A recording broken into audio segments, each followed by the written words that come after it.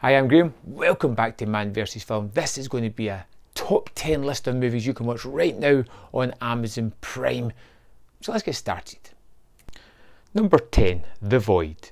When Sheriff Deputy Carter discovers a blood-soaked man limping down a deserted road, he rushes him to the local hospital with a bare-bones night shift staff as cloaked, cult-like figures surround the building. The patients and staff inside start to turn ravenously insane, trying to protect the survivors. Carter leads them into the depths of the hospital, where they discover a gateway to immense evil.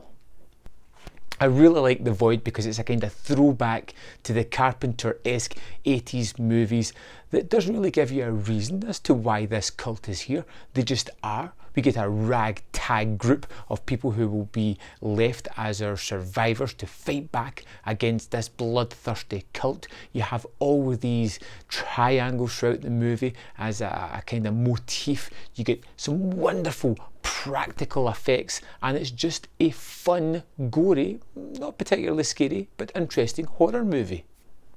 Number 9, Wanted. The anxious, clumsy and abused office clerk Wesley has a boring routine life. His obese boss humiliates him all the time, and his girlfriend betrays him with his colleague and best friend.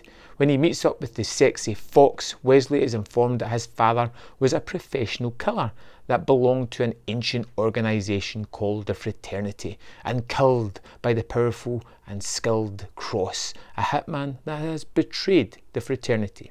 Tamir Bekmermatov brings his unique visual style along with some fantastic cast to this action spectacular that still really holds up pretty well. You get James McAvoy in a breakout role, Angelina Jolie is the badass Fox, and you get Morgan Freeman as another great performance. There's a host of other actors as well. There is countless fantastic, visually exciting action set pieces, and this is one of those movies that I just get drawn into every time I put it on. Wonderful. Number 8, Septic Man. When a town is being evacuated due to their water supply becoming contaminated, a sewage worker takes an offer to investigate and gets trapped inside a septic tank during a water contamination crisis and undergoes a hideous transformation. Not your typical Friday night fare, Septic Man is for a particular few. It has a strange story. Completely. It has minimal cast, it has some interesting design. It starts off just as your typical kind of movie that you know you're into, the kind of horror movie where you know things are certain to go a particular way, and then it takes a turn as we see our hero trapped, mentally tormented by these killers that are on the loose, and as he slowly starts to twist and turn both physically and mentally into some twisted monster hell-bent on freedom and revenge. Number 7, Anna. Anna is a young, beautiful girl who managed to make a career in the fashion world. Under the guise of a fragile beauty is hiding the world's most dangerous assassin, who has not yet misfired. A spy who doesn't know who to trust gets sent on a mission that could lead to her death. Anna is another one of these Luc Besson directed femme fatale kind of movies. We have this super badass girl who can just decimate everybody that comes in front of her, and it gets muddled up in the story. It has the action elements, it has fun action set pieces, but it's kind of bogged down a little bit by the story that becomes a little bit too convoluted unnecessarily because we have a great character, we have good action set pieces, it just doesn't quite follow through. Still, as a one-time watch, it's fairly entertaining. Number 6, 3 from Hell. After being imprisoned for 10 years, the Devil's Rejects are back at it again. Otis escaped prison, meets Winslow, and devises a plan to get his sister baby out too. The Rejects make their way down the road and into Mexico, killing countless people on their way. They find a place to stay, but are soon bombarded by a large group of killers. The third part of the Firefly trilogy, which follows House of a Thousand Corpses and The Devil's Rejects, Rob Zombie brings the Firefly clan back again in a fantastic style. It changes ever so much with the dynamic, the new inclusion of Winslow, but it's a nice change of pace. You get these characters that we know, and it's hard to say kind of like, but we do kind of like them, brought back into the forefront through their blood-curdling, maniacal ways as they just decimate people that have possibly wronged them in one way or another. It is a particularly nihilistic movie, but I think it's quite fun and it epitomises this kind of trilogy that Zombie has put together.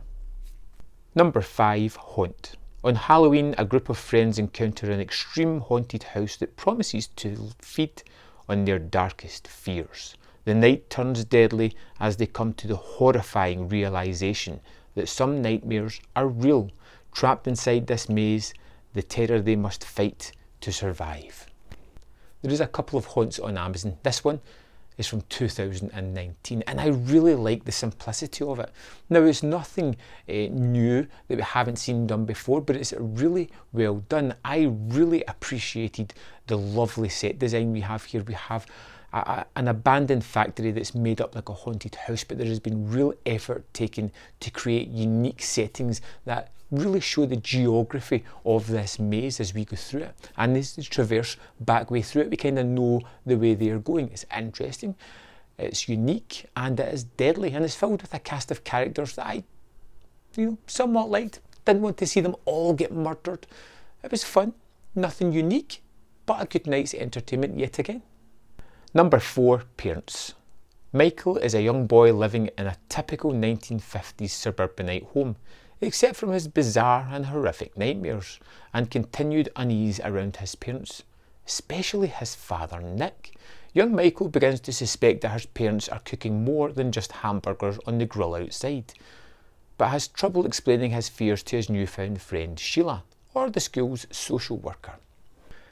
This is one of those unique movies that made a stamp on me as a young child, just kind of terrified me, and it's not as scary as I remembered it, but it is worth watching for a few ideas. It has this really nice aesthetic all the way around it, from the 50s setting to the clothes to the performances. Randy Quaid is outstanding as the father. The young boy is particularly good as well, and you have this story of a young boy who is with the people that are supposed to look after him, who is terrified that they are up to something nefarious.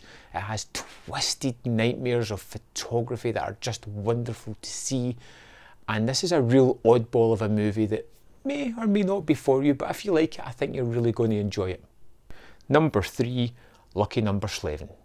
In New York, when the unlucky newcomer SLEVIN arrives at the apartment of his friend Nick for a leisure time, he is taken as his friend who owes money to 2 powerful bosses of the criminal underworld.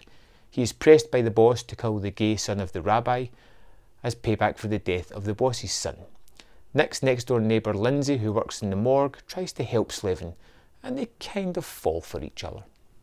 I love heist and con movies, movies that kind of change everything that you knew at the end of the movie by respinning the entire story. Sometimes it can feel like it's unjust, but I really do like Lucky Number SLEVIN. It's one of those movies that I don't think gets enough love. It has an outstanding cast of actors who all seem engaged in the tale. Paul McGuigan directs the hell out of this thing, and it's one of those movies that I can just throw on, switch off, and just enjoy the hell out of it. Number 2, Green Book. Dr. Dawn Shirley is a world-class African-American pianist who is about to embark on a concert tour in the Deep South in 1962. In need of a driver and protection, Shirley recruits Tony Lip, a tough-talking bouncer from an Italian-American neighbourhood in the Bronx. Despite their differences, the two men soon develop an unsuspecting bond while confronting racism and danger in the era of segregation. The best thing about this movie is the relationship between the two main characters. It is wonderful, and although this movie, which won the Best Picture Oscar, tackles certain tropes that we've seen done before, it is the relationship that drives it forward. It is wonderful to see these two opposites see things in each other that they admire, and they come together in a true friendship. And it's hilariously funny as well. It's one of these movies that is just so easily entertaining. It feels effortless, and it is truly wonderful. Number 1, Spy Game. CIA operative Nathan Muir is on the brink of retirement when he finds out that his protege, Tom Bishop, has been arrested in China for espionage. No stranger to the machinations of the CIA's top echelon, Muir hones all his skills in a reverent manner in order to find a way to free Bishop. I love this movie. This one doesn't get enough love, starring Robert Redford and Brad Pitt. This is a powerhouse of a Tony Scott movie that everybody should watch. You get Robert Redford, who is basically one day in the CIA as he's about to retire, using all of his espionage knowledge to try and save his protege, and we get a flashback story to how Brad Pitt ended up where he ends up and how that all came about in the history between these two men. This is an amazing, fantastic spy movie that a lot of people haven't heard of, and it is truly wonderful. One of my favourite movies that I've watched countless times over the years, and it's here ready for you to watch and fall in love with it. So there we have it, 10 amazing movies to watch on Amazon Prime. I hope you find something there that you want to check out, that you're going to enjoy. If I've missed anything, let me know in the comment box below, and I'll see you next time. Thanks for watching.